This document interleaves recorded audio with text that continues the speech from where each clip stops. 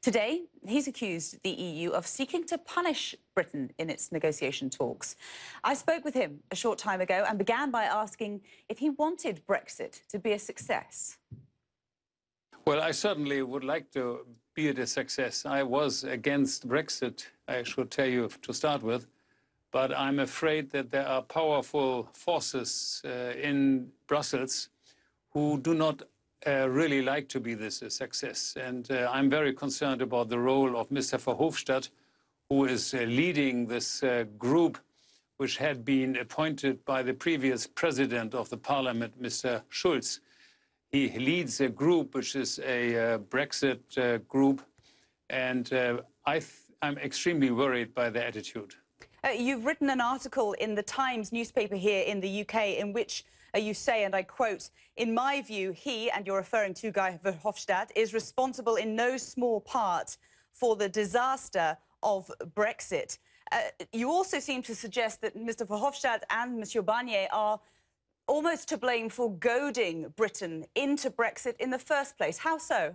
Well, I think this is for me very clear because both of them, but in particular, Mr. Verhofstadt gave all the arguments to the Farages and the Johnsons on the island to rally for the Brexit vote. They were totally against, especially Mr. Verhofstadt, against any compromises with the Prime Minister Cameron. He said that if you are in the common market, you must also allow unlimited movement of people. I think that is totally wrong, and that was one of the reasons why, in my opinion, finally the balance in the UK tipped towards Brexit. So it is Mr. Verhofstadt himself who is to be blamed in part for what happened. But do you accept that the EU, the European Union, needs to be seen at least to punish Britain somewhat in order to discourage other member states from perhaps taking the same route down the line? Well, I certainly don't believe they should, but again, there are some people who think that should exactly happen. Again, Verhofstadt and Barnier, they say, for instance, that a country which is not in the EU should not have the same deal as a country which is in the EU. Well, they totally forgot the fact that, for instance, the Horizon 2020 program, which is the research program in the EU, we have Switzerland as a normal member. And as a matter of fact, even Israel participates in this particular program. So I asked the question, why not Britain? So if they don't want Britain to give that kind of a deal, then I can only see another motive. And that motive is to discourage potentially other countries to leave the European Union by giving Britain a bad deal. There is a lot of infighting in the UK at the moment in the British government. What do you want to see from Britain as it goes into these negotiations? Well, first of all, I would urge or suggest to Britain to continue to be self-confident, because I think it is very obvious that it is not necessarily Britain which left the EU. You could also make the case that it is the EU who left Britain, because if you look at all the harmonization and centralization and the attempts of people like Verhofstadt to make a United States of Europe out of the EU, these are all violations of the agreement in Lisbon, which Britain has signed.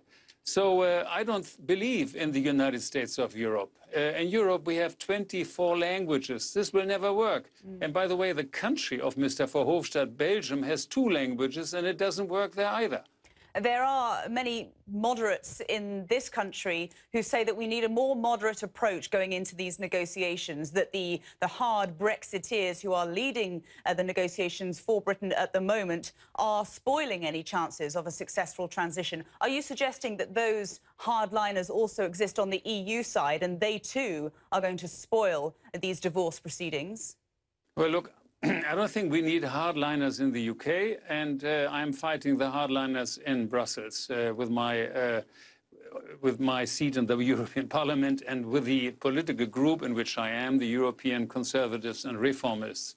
So I think we should drop the idea of hard Brexit, and we should also show the same kind of flexibility on the side of the Europeans. Brexit is not good for the UK, and Brexit is bad also for the EU. So let's make the best out of this problem. And you can only achieve that by reasonability on both sides. And I must say, my impression is that we have some very hardliners in Brussels who just don't want that to be successful. It was, of course, a public referendum here in Britain that got us into Brexit in the first place. If public sentiment changes over the course of the next few years, can you see a situation where the public, perhaps another referendum, might just pull the plug on Brexit altogether?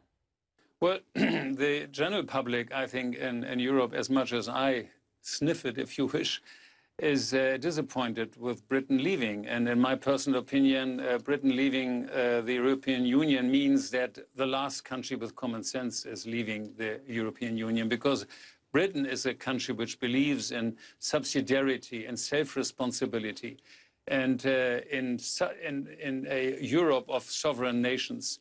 And Verhofstadt now and his Europhiles, and there are a lot in Brussels, they believe now, having left Britain or leaving Britain out, you can now push into the United States of Europe. That's why I think it is so important to have the British voice with some influence in Europe.